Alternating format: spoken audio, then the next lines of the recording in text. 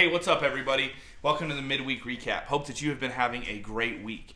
Hey, this last Sunday at Beacon Hill, we went over Romans chapter 15, really the second half. And so I kind of want to talk a little bit about what really stuck out to me and what meant a lot to me. And really, honestly, what I want Beacon Hill to be as a church.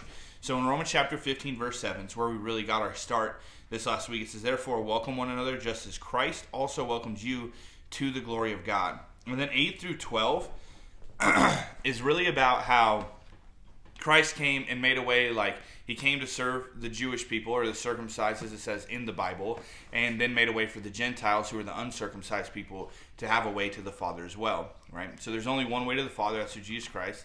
No one gets to the Father but through him. But here's the thing. Here's really what I want to focus on today as we recap. Is Romans chapter 15, verse 7.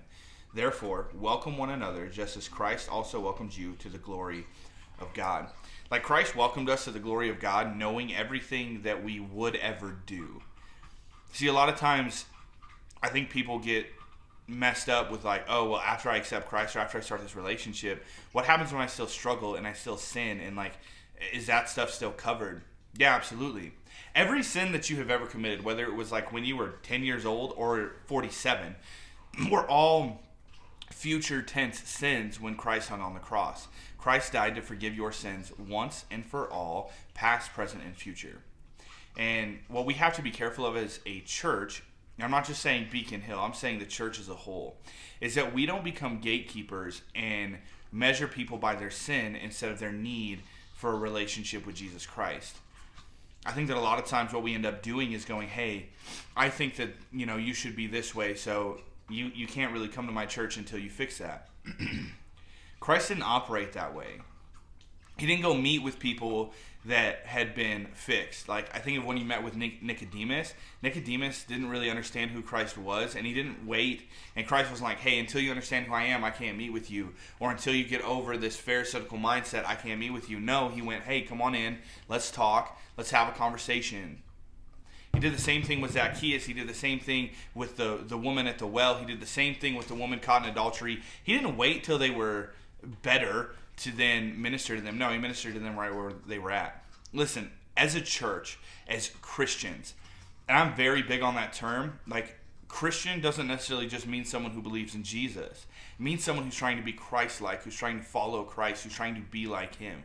That is what a Christian is. A Christian is someone who is Christ-like. And I'm going to tell you that not every day am I Christ-like. I'm not great at that. I get angry, I get mad, especially in traffic. Like if I'm driving down in Denver, I get real mad. And there's some of us that are believers, but if we're going to be Christians, we need to be people that are welcoming. That we need to be people that love people enough to deal with them in their mess and love them enough to not let them stay the same. But the only thing that changes that is a relationship with Christ and the Spirit that then indwells them. So here's what I want us to be, and here's what I want to focus on. When people come into church, whether they dress the way you think they should, carry the Bible that you think they should, like it doesn't matter. Whatever they look, talk, smell like, we need to be welcoming. Why? Because Christ is. Christ loves the people that walk through the doors of your church, of our church here at Beacon Hill. And we need to be welcoming to them. Why? Because we get to worship Jesus together. And if they don't have a relationship with him, we need to be welcoming them into the fact that, hey, there's something different about a relationship with Christ. There just is. And then when you're out in the community, you need to be a loving, welcoming person as well. It's not just about the four doors of your church. It's about the wide-span community of the entire world, and we need to be a light in that world. And if we're going to do that, we have to be welcoming. It doesn't mean we have to do everything that everybody does. It doesn't mean that we have to agree with everything. But it does mean that we need to be loving, and we need to be kind, and we need to be understanding people.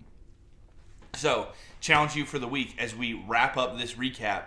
Hey, be more like Jesus. Love people where they're at. Show them who Jesus is, and that'll change everything else. Hey, I hope that you guys have a blessed rest of your week. We hope to see you Sunday morning, 10:30. Just have a great week.